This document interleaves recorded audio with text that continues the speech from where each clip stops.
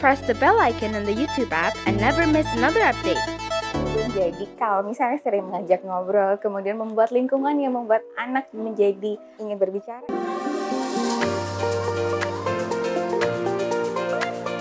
Halo, selamat pagi. Saya dengan Dr. Citra Amelinda, dokter spesialis anak dari Klinik ZAP Premier Menteng.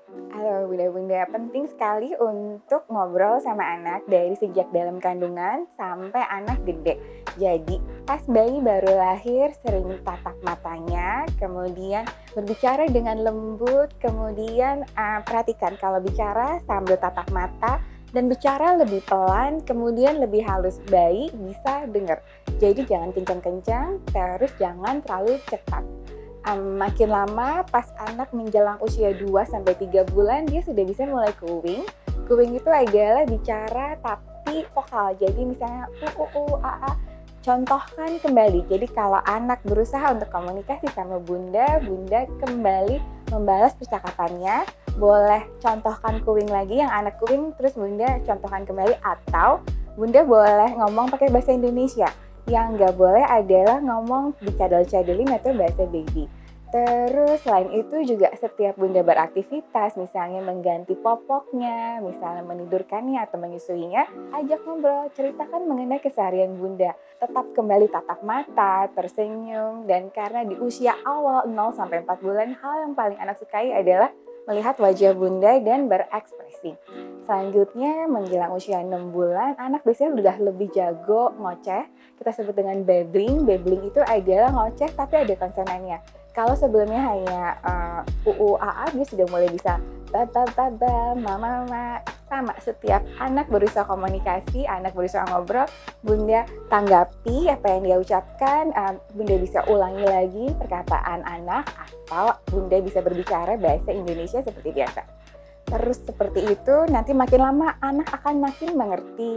Kemudian bahasa tubuh, raut muka itu penting sekali. 6 bulan ke atas, terutama di 9 bulan ke atas, anak sudah paham. Misalnya bunda bilang, no, nggak boleh. Jadi karena bahasa itu nggak hanya bicara, tapi semuanya. Raut tubuh, tatapan mata, dan semuanya itu adalah bagian dari bahasa. Kemudian mulai usia 1 tahun ke atas, dia akan mulai bisa bicara satu kata. Dan kalau begitu anak mengucapkan kata yang mudah itu, puji dia, kemudian tunjukkan bahwa bunda senang sekali mendengar dia berbicara, dan anak akan semakin terpicu untuk ngobrol. Apabila ada kakaknya yang masih bayi juga atau masih usia balita, boleh si kakak ajak ngobrol sama adik bayinya. Biasanya kalau sesama anak-anak saling ngobrol, itu akan semakin memicu si adik bayi untuk lebih banyak berbicara. Jadi kalau anak itu mereka punya karakternya masing-masing. Ada yang gak usah dipancing-pancing, dia sudah ceriwis, dia udah ngoceh-ngoceh, banyak ngobrol, memang seperti itu. Tapi ada anak yang mungkin bawaannya pendiam, jadi kita harus mancing-mancing. Jadi lebih kita ajak ngobrol, terus membuat dia merasa nyaman dan merasa senang apabila dia berbicara atau mengeluarkan suara. Jadi kalau misalnya sering mengajak ngobrol, kemudian membuat lingkungan yang membuat anak menjadi ingin berbicara, itu merupakan stimulasi bicara. Oleh karena itu sebenarnya di bawah usia 1 tahun, yang paling penting adalah interaksi dengan orang tua.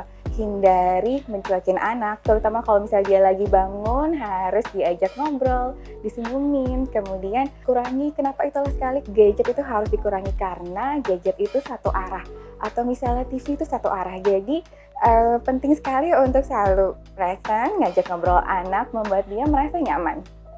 Terima kasih mom semuanya, semoga informasi yang disampaikan membantu. Happy ZAP Life!